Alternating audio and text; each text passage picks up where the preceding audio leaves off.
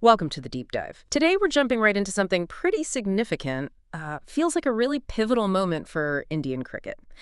The big news, of course, is 25-year-old Shubman Gill being named India's new Test captain. He's stepping into some huge shoes, replacing the recently retired Rohit Sharma. It feels like more than just a succession, maybe a new direction. And here's a fascinating layer to this, something straight from our sources that adds, well, quite a bit of intrigue. Jasprit Bumrah, the pace spearhead, apparently declined the captaincy role. Yeah, Citing workload and injury management. That's a massive decision in itself, isn't it? it absolutely is. It really shifts the focus onto why Gill right now. And you look at him, his whole profile, that very calm demeanor he has, that really elegant batting style. It makes him an interesting, maybe slightly unconventional pick for a role with this much pressure. We're not just talking field placings here. Right. It's handling the immense spotlight, the expectations of a billion fans. His temperament, people always say he's unflappable. That suggests a strategic thinker. What you need in tests. Exactly. Patience, thinking things through.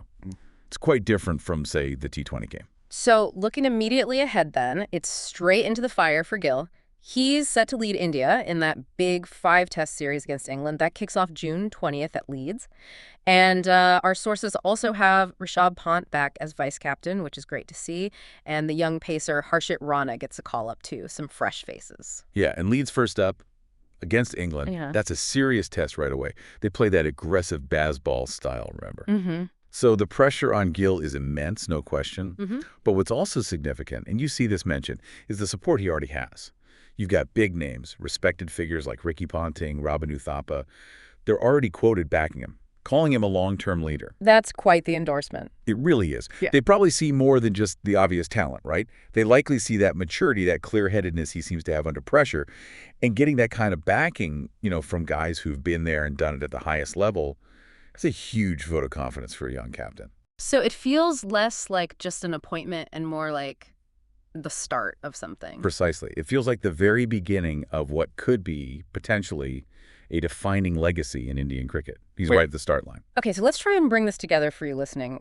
What we're seeing here is a 25-year-old stepping into arguably the most watched, most scrutinized leadership position in Indian sports. His calm, sort of strategic approach is being highlighted, especially with that backdrop of Bumrah stepping aside to manage his workload.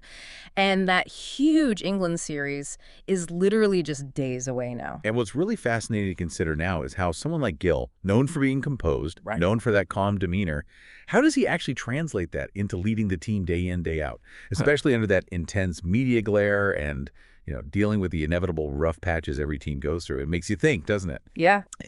In this current era, where player burnout is a real concern and we're seeing different styles of leadership emerge, what are the qualities that truly mark out a long-term leader, especially when they face such a massive test so early on? How will his leadership style evolve under that pressure? It definitely feels like we're right here on page 1, watching the very first chapter unfold. It could be a really remarkable story for Indian cricket. We'll all be watching very closely, I think, to see how Shubman Gill's potential legacy begins against England.